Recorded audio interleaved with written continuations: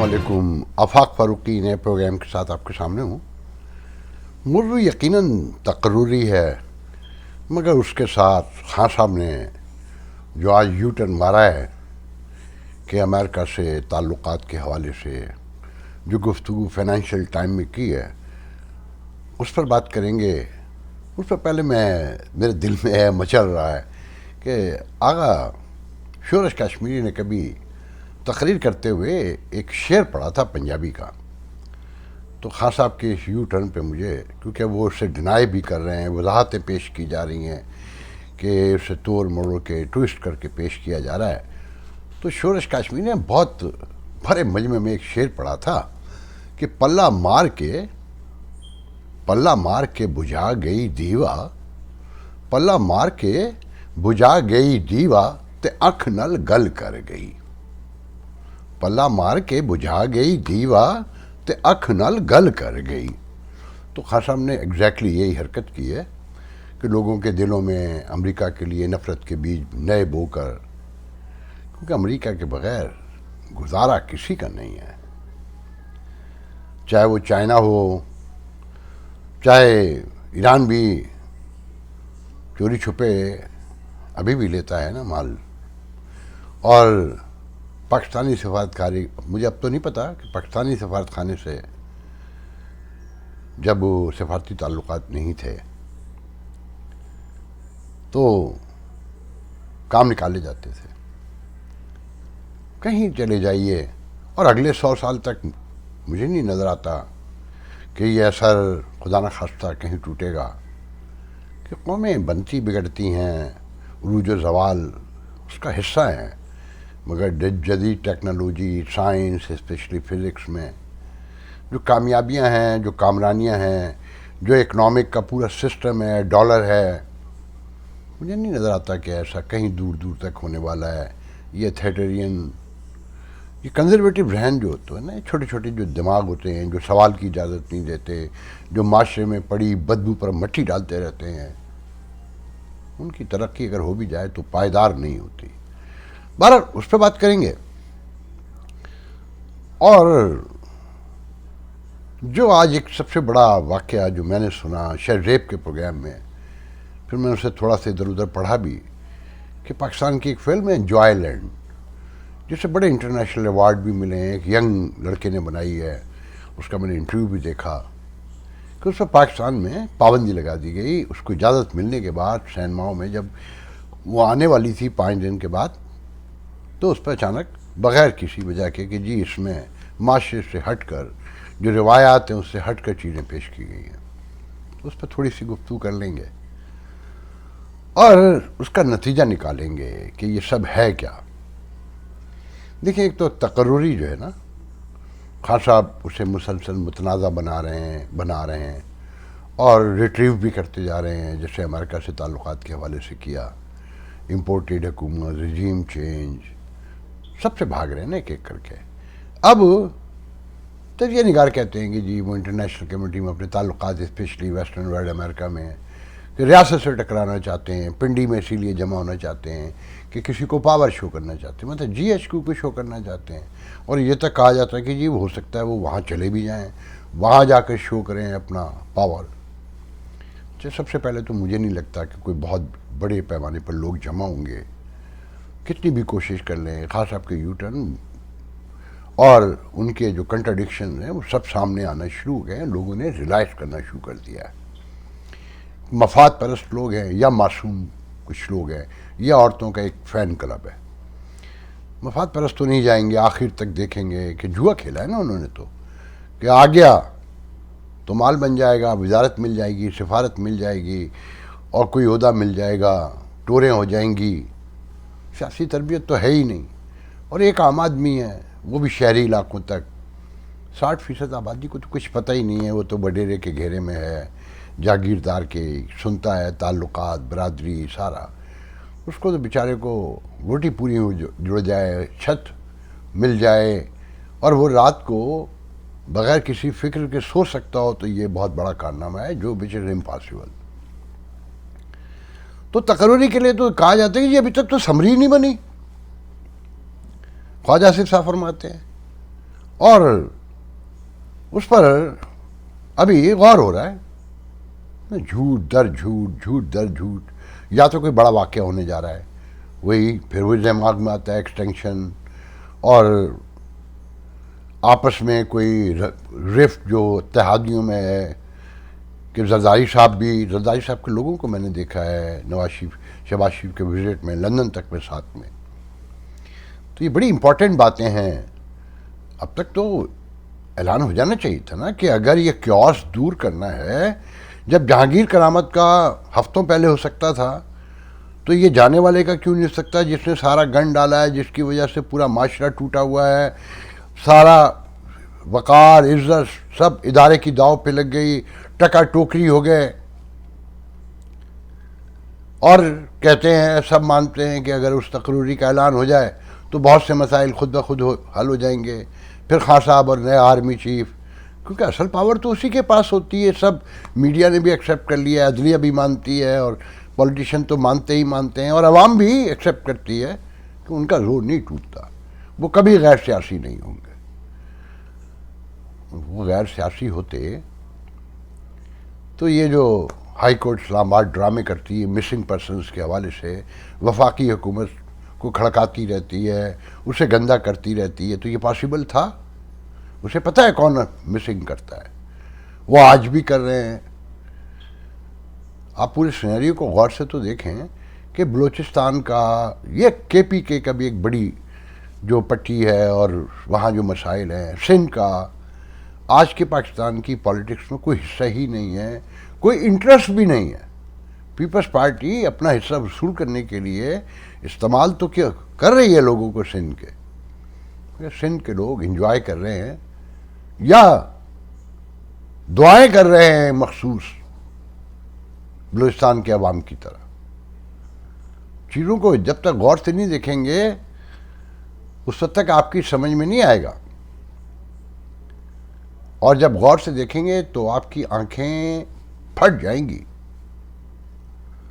تو یہ کب تک لنگران ہوگا؟ آج 14 ہو گئی، آپ کے یہاں 15 ہونے والی پاکستان میں. 3 دن اور گھسیٹ لیں گے، اور اس سے زیادہ تو نہیں گھسیٹ سکتے نا. 4 دن اور گھسیٹ لیں گے، اور اس کا مطلب یہ ہے کہ جتنا گھسیٹیں گے خان صاحب کو اتنا فائدہ ہوتا چلا جائے گا. کہ اب تو امریکہ سے بھی، اچھا ہے امریکہ کے لیے تو یہ سب جگہ پتہ ہے کہ لابنگ سے کے علاوہ ہٹ کے بھی مسلسل رابطے ہو رہے تھے، تعلقات قائم کرنے کی کوشش کی جا رہی تھی، صفائیاں پیش کی جا رہی تھیں، مگر عوام کو نہیں بتایا جا رہا تھا. اب تو کھل کے کہہ دیا نا. کہتے ہیں کہ جی روس جانا میری غلطی تھی، کیونکہ یقین ہو گیا ہے کہ اب باجوہ جا رہا ہے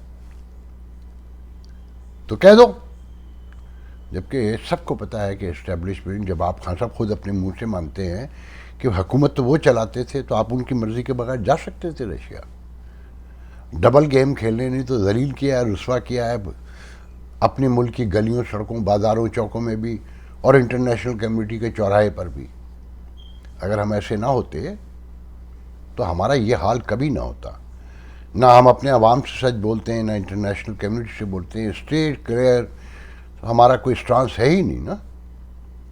اور باقی معاملات زندگی بھی کہ جب سوال کرنے کی اجازت نہ ہو، وہ اسی لیے کہ ایک مخصوص ذہن کے لوگ ہیں، وہ ہی فیصلے کرتے ہیں. میں نے کل بھی کہا تھا کہ ان لیفٹیننٹ جنرلز کی جو گفتگو، جو ریٹائری ہیں، ان کی گفتگو سنیں تو آپ کو اندازہ ہو جائے گا کہ 75 سال سے پالیسیاں کون بناتے ہیں، ناکام کیوں ہوئی، ملک کیوں ٹوٹا. یہ دہشت گردی، انتہا پسندی، اور یہ بیماری، بھوک، ننگ، مہنگائی، یہ سب کیوں آئی؟ ان کے مینٹل لیول، ان کے انٹلیکچل، جو ان کا انٹلیکٹ ہے، اس سے آپ اندازہ خود لگا سکتے ہیں نا. جو پڑھے لکھے لوگ ہیں اور جو سیج ہیں دماغ پاکستانی عوام کے، کہ وہ ڈیموکریسی بھی چاہتے ہیں مگر ڈیموکریسی کی بیسک سے بھی واقف نہیں ہے. انہیں پتہ ہی نہیں ہے کہ ایک لیڈر کیا ہوتا ہے، اس کے بات کا وزن کتنا اہم ہوتا ہے، یوٹرن کب لینا ہے، کیسے لینا ہے، اور کتنا لینا ہے. وہاں تو کہتا ہے جو یوٹرن نہ لے وہ لیڈر ہی نہیں ہے. جھوٹ در جھوٹ پوری قوم کو لگا دیا. امپورٹڈ حکومت، امپورٹڈ حکومت. یہاں تک کہ جو امریکہ میں پاکستانی رہتے ہیں، کیونکہ یہ جو شامل ہیں یا جو اس کے لیے نکلے یا جو آواز بلند کرتے ہیں یا سوشل میڈیا پہ، وہی ضیاء الحق کے دور سے پیدا ہو کر مشرف کے دور تک جو کلاٹ مائنڈ ہے وہی لوگ ہیں نا. یہ کوئی سیاسی تربیت تو نہیں ہے. اور فرسٹ جنریشن تو ہمیشہ امیگرینٹ کی جو ہوتی ہے وہ تو مال بنانے کے میں لگی ہوتی ہے, اپنے مسائل حل کرنے میں لگی ہوتی ہے. اسے جو سماج سے مل رہا ہوتا ہے اس کی ضروریات, اس کی وجوہات پر, اس کے ریزنز پر, اور اس کے فوائد پر کوئی غور کرنے کی فرصت ہی نہیں ہوتی. تو خان صاحب نے عوام میں نفرت پیدا کر کے, مزید لوگوں کا دماغ سیچ کر کے امریکہ کی طرف دوستی کا ہاتھ بڑھا دیا. اور اہل یوتھ بڑی تعداد میں ان کی وضاحتوں کو بھی تسلیم کر رہے ہیں کہ نہیں, انہوں نے تو نہیں کہا ہے. حضور بس یاد رکھیے گا, امریکہ کے بغیر خان صاحب تو کیا, یہ تو نرسری کے پلے ہوئے لوگ ہیں نا, جو زمین سے بھی اگ جائیں نا, جو سچے ٹرو لیڈر بھی ہوں. جہاں آپ کھڑے ہیں, جہاں آپ کا سماج کھڑا ہے, وہ پاسبل ہی نہیں ہے کہ ان کی مرضی کے بغیر آپ آگے بڑھ سکیں. دیکھیں جی, جو یہ جوائے فلم کا میں نے ذکر کیا نا, تو اس پر گفتگو کرنے سے پہلے میں آپ کو ایک واقعہ سنانا چاہتا ہوں فرسٹ ہینڈ. مجھے سن تو یاد نہیں ہے, میں بھی 82, 83, 84 ضیاء الحق کا پیک عروج ہے, اسلامی نظام کا دور دورہ ہے, اور مسلح نمازیں بچ چکی ہیں, جمعے کی چھٹیاں اور نماز کے ٹائم کی بھی چھٹی, اور پتہ نہیں کیا کیا ہو رہا ہے. 5 وقت آفیسز میں نماز پڑھی جا رہی ہیں. تو کراچی میں دوستوں کے ساتھ طے ہوا کہ بھٹ شاہ کا میلہ دیکھنے چلتے ہیں, شاہ عبداللطیف بھٹائی کا. بات شارٹ کر کے بتاؤں گا. وہاں پہنچے, ایک جنگل سا شہر تھا وہ اس وقت. شہر کیا, وہ تو ابھی بھی سارے ویسے ہی ہیں, کوئی تبدیلی کہیں نہیں آئی. اور ایک پورے سندھ سے لوگ بھی, شاید پنجاب سے بھی لوگ آئے ہوئے تھے, اور لائن سے ریسٹورنٹ تھے, جھونپڑیاں نما, کچے دیواروں والے. اور ان پہ عجیب ایک وہ تھا کہ کسی پہ لکھا تھا 5 اسٹار ہوٹل, کسی پہ لکھا تھا 3 اسٹار, کسی پہ 4 اسٹار, اور 6 اسٹار بھی. تو ہم بڑے پریشان کہ یار یہ 5 اسٹار ہوٹل, یہ کیا کہانی ہے. تو جب ہم نے وہاں کسی سے پوچھا تو اس نے کہا کہ جس ریسٹورنٹ میں جتنے خواجہ سرا ڈانس کر رہے ہیں وہ اتنے اسٹار ہیں. کہ جتنے خواجہ سرا ڈانس کر رہے ہیں وہ اتنے اسٹار ہیں. اگر 5 ڈانس کر رہے ہیں تو 5 اسٹار ہے, اور 4 کر رہے ہیں تو 4 اسٹار ہے, اور 3 کر رہے ہیں تو 3 اسٹار ہے. پہلی بار لائف میں وہ خواجہ سرا بھی دیکھے کہ جن کے بریسٹ جو اوریجنل تھے, جو نظر آتے وہ دکھائے جا رہے تھے وہاں, اور ایک ہجوم بے قراں ٹوٹا پڑا تھا. چائے اس وقت 5 روپے کی بک رہی تھی وہ, اور کچھ چارپائیوں پر کچھ بہت شکلوں سے رونت ان کا بیٹھنے کا اسٹائل وہ بتا رہا تھا کہ یہ معاشرے کی کوئی پہنچی ہوئی چیز ہے, کوئی پیسے والے لوگ ہیں, ان کے آس پاس لوگ بھی کھڑے ہیں, اور خواجہ سرا ان کے اوپر ڈانس کر رہے تھے, اور ساتھ میں 1-2 خوبصورت لڑکے بھی بیٹھے ہوئے. تو وہاں بھی یہ پتہ چلا کہ ان علاقوں میں لڑکا رکھنا ایک دستور ہے, خوبصورت لڑکا ایک دستور ہے.